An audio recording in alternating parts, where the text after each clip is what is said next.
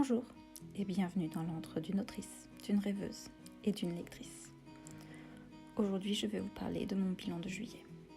En juillet, j'ai lu 11 livres, dont un numérique, 10 en papier, 7 étaient en anglais et 7 de ces livres étaient également écrits par des femmes. J'ai ajouté 7 livres à ma pile à livres, donc à la fin, j'en ai 47 qui me restent. J'ai lu The Summer Seaside Kitchen de Jenny Colgan, Date with Malice de Julia Chapman, Les Enquêteurs du Paris des Merveilles de Per Pevel et autres autoristes, L'intelligence des plantes de Stefano Mancuso et Alessandra Viola, Dernier jour d'un monde oublié de Chris Vuklicevic, What the River Knows and Where the Library Hides de Isabelle Ibanez, et Histoire jamais entendue dans un pub en Irlande de Tom O'Barley.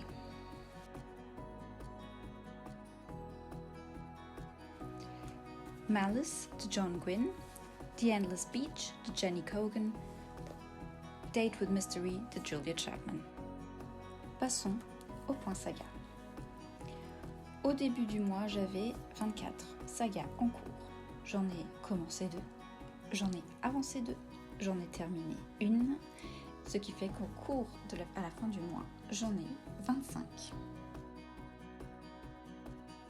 Mes sagas commencées sont What the River Knows de Isabelle Ibanez et Malice de John Gwynne.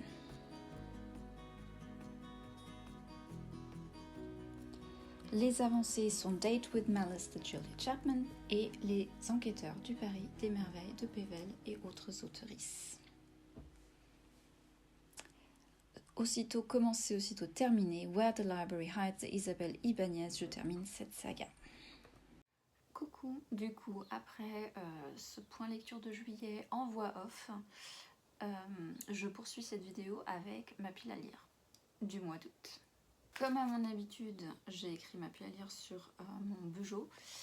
Donc en voici la page. Comme d'habitude, il y a 7 livres dans la pile à lire et dont le premier est Valor de John Gwynne. Donc Valor de John Gwynne et le tome 2 de la saga à 4 tomes, The Faithful and the Fallen, I think. Donc, en juillet, du coup, comme vous avez vu dans le point, j'ai commencé le tome 1 et j'ai l'intention de, comme ce sont des pavasses, je ne veux pas lire tout dans un mois parce que du coup je lis que ça. Et comme ça peut être assez lent, j'ai envie de m'ennuyer. Alors que le fait que ce soit lent, c'est ça qui est délicieux dans ces livres-là, parce qu'on suit des personnages différents qui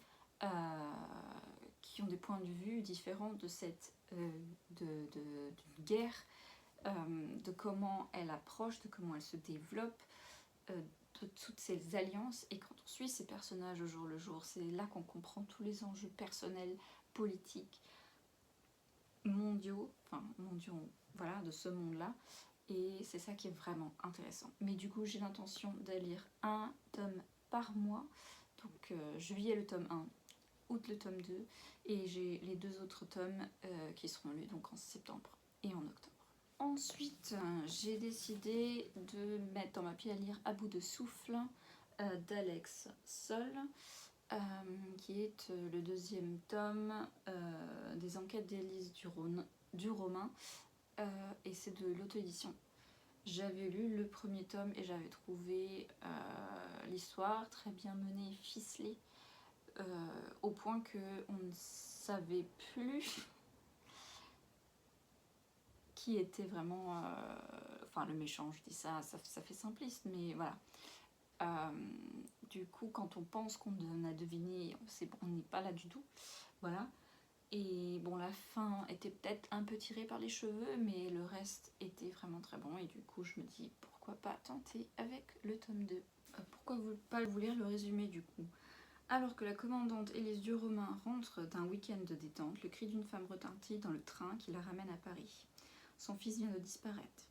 Élise découvre très vite que l'enfant ne s'est pas perdu. Il a été enlevé.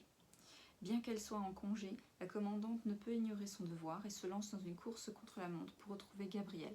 Il lui reste peu de temps avant que le train n'entre dans la gare suivante, offrant ainsi une opportunité aux ravisseurs de s'échapper. Chaque seconde compte. Brive-la-Gaillarde. Dans une agence de détectives privée, une femme en détresse fait irruption, affirmant qu'une de ses amies est en grave danger. Les yeux gonflés, échevelés, désorientée et empestant l'alcool, elle est initialement ignorée. Jusqu'à l'arrivée de Valentine, une détective chevronnée qui décide de l'écouter. Au fil des heures, les enquêtes d'Élise et de Valentine s'entremêlent. L'enfant disparu dans le train et l'ami en danger pourraient-ils être les premiers éléments d'un puzzle bien plus complexe et inquiétant? Du coup, ce qui m'intéresse aussi, c'est que ça se passe en quelques heures. Quoique, je sais pas si tout se passe en quelques heures, mais en tout cas, si. Il y a les heures au début de chapitre, donc ça doit se passer vraiment en quelques heures, en une journée du coup, et ça a l'air assez passionnant. Ensuite, j'ai décidé de prendre Le ministère du futur de Kim Stanley Robinson, qui est une SF.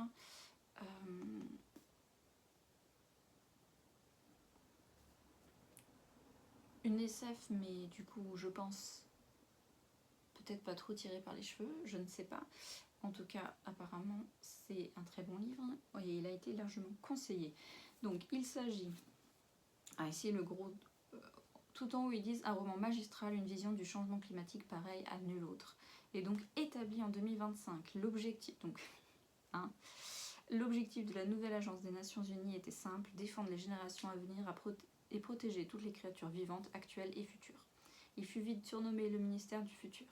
Mary Murphy, directrice du ministère, prend sa mission très au sérieux. Aide aux plus démunis, négociation avec les puissances financières pour contenir les émissions carbone, surveillance de l'écoterrorisme. Mais faudrait-il employer des moyens plus radicaux? L'humanité saura-t-elle emprunter le chemin de la coopération pour éviter l'effondrement?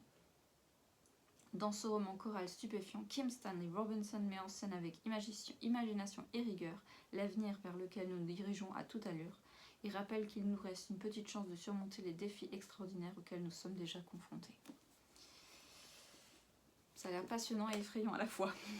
Et ce mois-ci, je compte bien terminer du coup la saga complète du Paris des Merveilles avec la dernière anthologie qui s'appelle Malfaiteurs du Paris des Merveilles avec Pierre Pével, Charlie Eriksen, Irène Korzakisok, Anaïg Le Quélec, Tiffaine Levillain et Bénédicte Vizier comme auteurice dans ce recueil. Et hâte de me replonger dans le Paris des Merveilles, mais en même temps aussi contente de le terminer. Pour finir, dans la pile à lire papier, j'ai When Women Were Dragons de Kelly Barnhill, qui est un roman, il me semble, qui traite beaucoup de female rage, et c'est en anglais. Du coup, je vais vous lire le résumé, mais vous mettre le texte en français juste à côté. Wisconsin, 1955. In a world where girls and women are told to be quiet, the dragons inside them are about to be set free, and nothing will ever be the same. When hundreds of thousands of ordinary women sprout wings, scales and talons and take to the skies in a blaze of fire and fury, Alex Green is one of those left behind. And no one will talk about what happened, best forgotten, everyone says. But Alex can't forget, nor does she want to. Donc, les femmes deviennent des dragons. Rien que ça, ça donne envie. J'ai également mis 2 livres numériques dans ma pile à lire. Il s'agit du tome 3 de Miss Percy de Queen Bee Olsen, donc l'histoire de cette vieille fille, qui a la quarantaine, mais vieille fille pour l'époque de la Régence, et qui possède un dragon et qui découvre qu'il y a des dragons en Angleterre, en tout cas au Royaume-Uni. Voilà, donc ça terminerait la saga si j'arrive à le lire ce mois-ci. Et ensuite le tome 3.